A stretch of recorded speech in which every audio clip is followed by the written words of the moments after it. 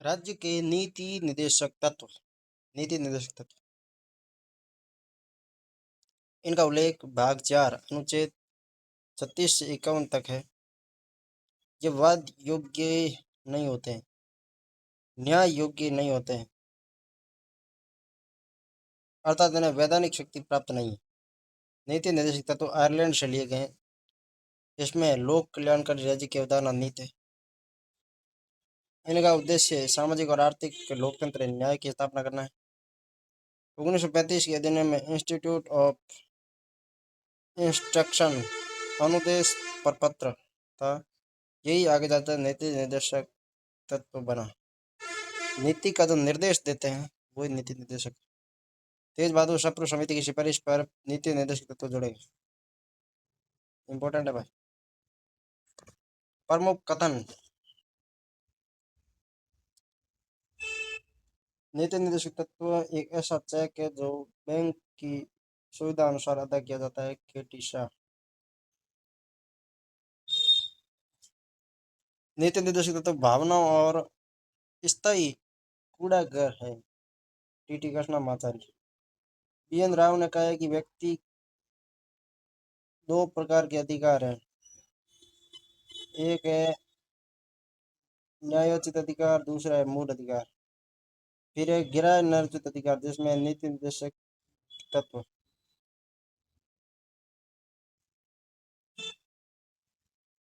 नीति निर्देशक तत्वों को धार्मिक उपदेश की संज्ञा केसी वेलन ने दी।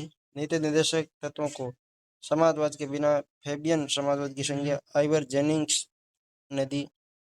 भाग 3 मूल अधिकार व भाग 4 नीति निर्देशक तत्व को संयुक्त रूप से संविधान की आत्मा ग्रेनुल ऑस्टिन ने कहा। नीति निर्देशक तत्व कार्यपालिका, व्यवस्थापिका व न्यायपालिका में टकराव उत्पन्न करते हैं। के संतानम। अल्लादी कृष्ण स्वामी अय्यर। किसी भी सरकार का कोई भी मंत्रालय नीति निर्देशक तत्वों की अवहेलना नहीं कर सकता। डॉक्टर भीमराव अम्बेडकर। यदि कोई सरकार नीति निर्देशक तत्वों को लागू नहीं करती तो अगले चुनाव में उसे कारण बताना होगा। नजीरुद्दीन। नीति निर्देशक नववर्ष प्रस्तावों की भांति है जो जनवरी में आकर टूट जाते हैं। Ivor Jennings. नीति निर्देशक तत्वों को क्रमकांडी आकांक्षों की संख्या दी, अर्थात पुण्य आत्माओं की महत्वाकांक्षा की संख्या दी। नीति निर्देशक तत्व आर्थिक लोकतंत्र की स्थापना करते हैं। डॉक्टर भीमराव अम्बेडकर। नीति निर्देशक तत्व सामाजिक क्रांति के प्रतीक हैं। Granule Austin. नीति निर्देशक तत्व को लक्ष्य एवं आकांक्षाओं का घोषणा पत्र का केसी वेलर। नीति निर्देशक तत्व आर्थिक क्षेत्र में समाजवाद की स्थापना करते हैं। के एम पणिकर। ये बीकानेर थे प्रशासनिक अधिकारी। नीति निर्देशक तत्व राज्य के लिए नैतिक अनुदेश हैं। बीएन राव। राज्य के नीति निर्देशक तत्व केवल भक्ति भावना है। केटी शाह। नीति निर्देशक तत्व नागरिकों के प्रति राज्य का सकारात्मक दायित्व है। पाइली। अनुच्छेद 36 में नीति निर्देशक तत्वों के संदर्भ में राज्य की परिभाषा का उल्लेख। भारत सरकार संसद का उल्लेख। राज्य सरकार विधानमंडल का उल्लेख। स्थानीय निकाय, पंचायत राज, नगरपालिका, महानगर, छावनी बोर्ड, जिला बोर्ड का उल्लेख। सार्वजनिक क्षेत्र के उपक्रम पीएसयू जैसे ओएनजीसी, सेल। सर्वोच्च न्यायालय द्वारा घोषित अन्य प्राधिकारी। ध्यातव्य बिंदु। राज्य की परिभाषा का उल्लेख।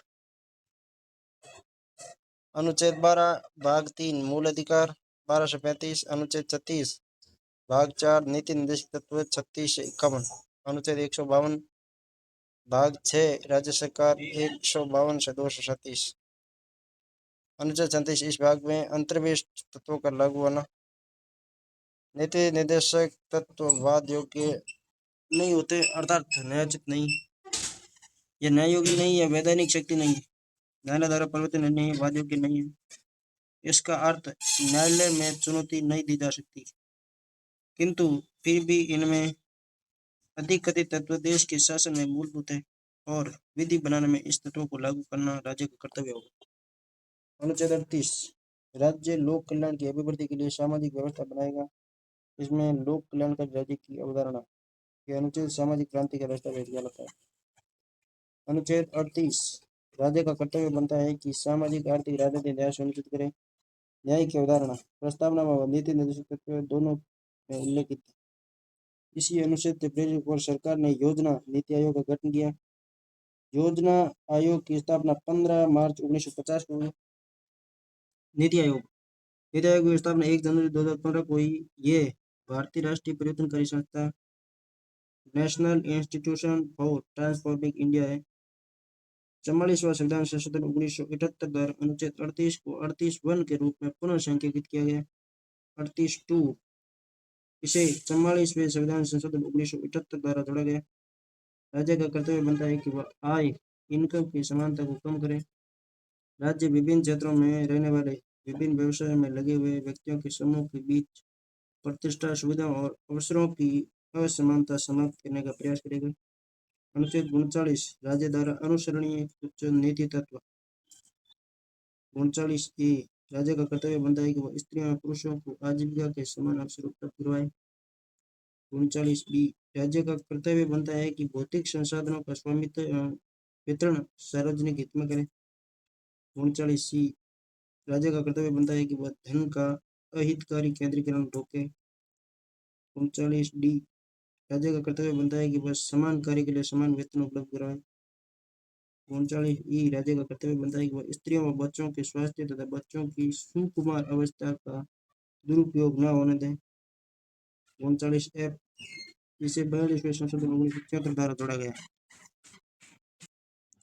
राज्य का कर्तव्य बनता है कि वह बच्चों की गरिमामय शोषण रोके, वातावरण उपलब्ध कराए ताकि उनका सामाजिक और आर्थिक विकास हो सके। 39 समान न्याय और निःशुल्क विधिक सहायता। 42वें संविधान संशोधन 1976 द्वारा जोड़ा गया। राज्य का कर्तव्य बनता है कि वह समान न्याय एवं निःशुल्क विधिक सहायता उपलब्ध कराए गरीब वर्गों को। इसी अनुच्छेद से प्रेरित होकर सरकार लोक अदालतों का आयोजन करवाती है राष्ट्रीय विधिक सेवा प्राधिकरण के माध्यम से। इसी अनुच्छेद को प्रभावी बनाने हेतु विधिक सेवा प्राधिकरण अधिनियम 1987 पारित किया गया। अनुच्छेद 40 ग्राम पंचायतों का गठन। राज्य का कर्तव्य बनता है कि वह ग्राम पंचायतों का गठन करे, पंचायती राज का गठन तथा उन्हें ऐसी शक्तियां और प्राधिकार प्रदान करे जिससे वह स्वायत्त शासन की इकाइयों के रूप में कार्य कर सके। सरकार ने इसी अनुच्छेद से प्रेरित होकर 2 अक्टूबर 1959 को राजस्थान नागौर बगदरी गांव से पंचायती राज की शुरुआत की। इसका उद्घाटन जवाहरलाल नेहरू ने किया। इसे महात्मा गांधी का अनुच्छेद कहते हैं। 41 में कुछ दशाओं में काम, शिक्षा और लोक शिकायत पाने का अधिकार। राज्य का कर्तव्य बनता है कि वह रोजगार, काम की गारंटी सुनिश्चित करे तथा शिक्षा व लोक सहायता उपलब्ध कराए। बेकारी, बुढ़ापा, बीमारी व निःशक्तता। इसी अनुच्छेद से प्रेरित होकर मनरेगा योजना शुरू की गई। इंदिरा गांधी शहरी रोजगार गारंटी एक्ट बनाया। वृद्धावस्था पेंशन लागू की और मुख्यमंत्री चिरंजीवी स्वास्थ्य योजना प्रारंभ की। अनुच्छेद 42 काम की न्याय संगत और मानवोचित दशाओं तथा प्रसूति सहायता का उपबंध। राज्य का कर्तव्य बनता है कि वह कार्य काम के लिए न्यायसंगत व मानवोचित दशाएं और प्रसूति सहायता उपलब्ध कराए। इसी अनुच्छेद से प्रेरित हो जननी शिशु सुरक्षा योजना प्रारंभ की। इंदिरा गांधी मातृत्व पोषण योजना प्रारंभ की। मातृत्व अवकाश प्रारंभ किया गया। कर्मकारों अनुच्छेद 43 कर्मकारों की अनुच्छेद 43 कर्मकारों के लिए निर्वाह मजदूरी। राज्य का कर्तव्य बनता है कि वह कार्य के लिए कर्मकारों श्रमिकों को उचित मजदूरी, श्रेष्ठ जीवन स्तर और अवकाश का संपूर्ण उपभोग सुनिश्चित करने वाली काम की दशाएं, सामाजिक व सांस्कृतिक अवसर उपलब्ध कराएं। ग्रामों में कुटीर उद्योगों व्यक्ति या सहकारी आधार पर बढ़ाने का प्रयास करेगा। अनुच्छेद 43 उद्योगों के संबंध में कर्मकारों का भाग लेना। इसे 42वें संविधान संशोधन 1976 द्वारा जोड़ा गया। राज्य का कर्तव्य बनता है कि उद्योगों के प्रबंध में कर्मकारों श्रमिकों की भूमिका को बढ़ावा दे। अनुच्छेद 43 सहकारी सोसाइटियों का समर्थन। इसे 97वें संविधान संशोधन 2011 द्वारा जोड़ा गया। राज्य का कर्तव्य बनता है कि वह सहकारिता को बढ़ावा दे, सहकारी समितियों का स्वैच्छिक गठन करे, स्वायत्त संचालन करे और स्वशासी कार्यकरण, लोकतांत्रिक नियंत्रण करे, व्यावसायिक प्रबंधन को बढ़ावा दे। वित्तीय प्रबंधन। 44 में समान सिविल संहिता या समान नागरिक संहिता। इसमें समान नागरिक संहिता यूनिफॉर्म सिविल कोड का उल्लेख है। अर्थ राज्य में रहने वाले प्रत्येक नागरिक के लिए एक समान कानून, चाहे वह किसी धर्म का हो। आपराधिक फौजदारी कानून, चोरी डकैती आपराधिक या फौजदारी कानून उसे कहते हैं। फौजदारी यानी आपराधिक कानून होते हैं, चोरी डकैती हत्या लड़ाई झगड़ा मारपीट आदि। दीवानी यानी सिविल होते हैं, जो विवाह गोद लेने और तलाक संबंधी होते हैं। फौजदारी मतलब आपराधिक कानून, दीवानी मतलब सिविल कानून जो सीधे साधे वाले होते हैं, विवाह गोद लेना तलाक आदि दीवानी होता है। भारत में आपराधिक कानून सभी वर्गों के लिए एक समान है, लेकिन सिविल कानून सभी धर्मों में अलग अलग है। समान नागरिक संहिता लागू करने वाला भारत का पहला राज्य गोवा है। 1867 में पुर्तगालियों के समय से लागू है। उत्तराखंड ने समान नागरिक संहिता लागू करने की घोषणा की। अनुच्छेद 45 6 वर्ष से कम आयु के बालकों के लिए प्रारंभिक बाल्यावस्था देखरेख व शिक्षा का उपबंध। राज्य का कर्तव्य बनता है कि वह पूर्व प्राथमिक शिक्षा 0 से 6 वर्ष व बचपन देखभाल को सुनिश्चित करे। नोट 86वें संविधान संशोधन 2002 द्वारा अनुच्छेद 45 में संशोधन करके प्राथमिक शिक्षा 6 से 14 वर्ष के स्थान पर पूर्व प्राथमिक शिक्षा 0 से 6 वर्ष जोड़ा गया। अनुच्छेद 46 अनुसूचित जाति जनजाति अन्य दुर्बल वर्गों की शिक्षा एवं अर्थ संबंधी उपबंध। राज्य का कर्तव्य बनता है कि वह अनुसूचित जाति जनजाति व समाज के कमजोर वर्गों के शैक्षणिक व आर्थिक कल्याण को सुनिश्चित करे और उन्हें सामाजिक शोषण से सुरक्षा प्रदान करे। ध्यानतव्य बिंदु अनुच्छेद 41 45 46 में शिक्षा शब्द का उल्लेख है। 41 45 और 46 में शिक्षा शब्द का उल्लेख है। 47 में पोषण स्तर जीवन स्तर और लोक स्वास्थ्य का सुधार। राज्य का कर्तव्य बनता है कि वह पोषण एवं जीवन स्तर को ऊंचा करने तथा लोक स्वास्थ्य में सुधार को अपना प्राथमिक कर्तव्य मानेगा।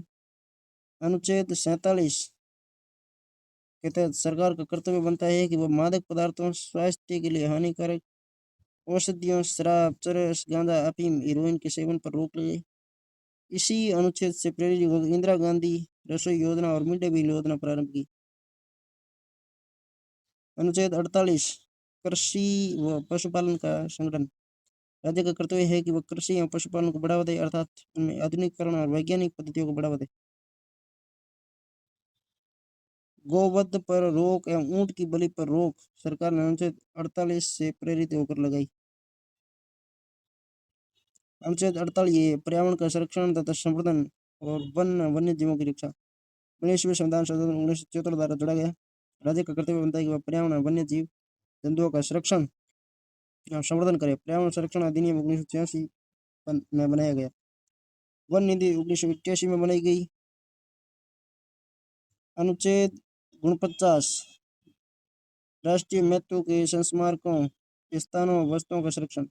राज्य का कर्तव्य है कि वह राष्ट्रीय स्मारकों का संरक्षण करे, अर्थात राष्ट्रीय महत्व वाले कलात्मक या ऐतिहासिक अभिरुचि वाले प्रत्येक संस्मारक या स्थान या वस्तु का यथास्थिति, लुंठन, विरूपण, विनाश, अपसारण, बैन या निर्यात से संरक्षण करना राज्य की बाध्यता होगी। जैसे भारतीय पुरातत्व विभाग का गठन।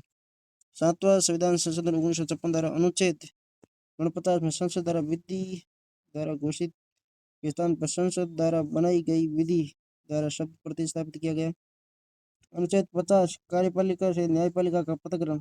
राज्य की लोक सेवाओं में कार्यपालिका व न्यायपालिका से पृथक्करण का उल्लेख।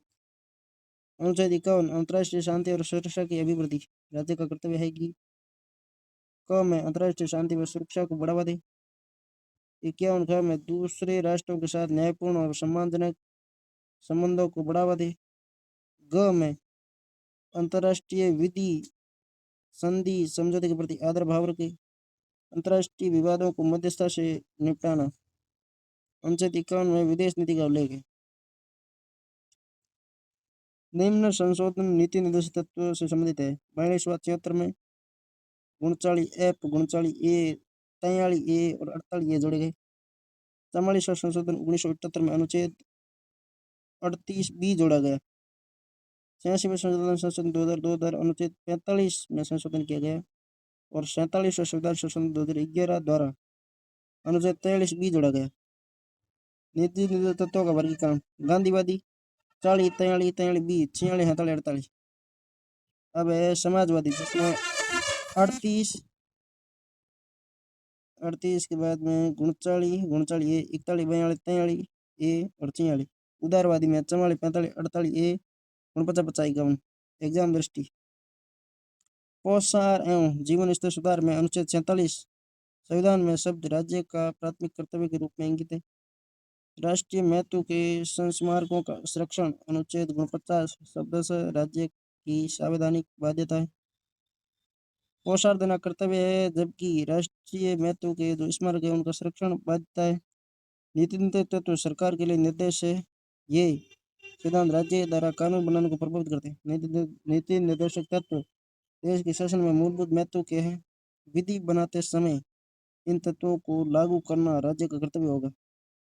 15 अगस्त 1995 से प्रारंभ राष्ट्रीय सामाजिक सहायता कार्यक्रम संविधान में प्रदत्त राज्य के नीति निर्देशक तत्व अनुच्छेद 41 की प्राप्ति की दिशा में एक महत्वपूर्ण कदम है।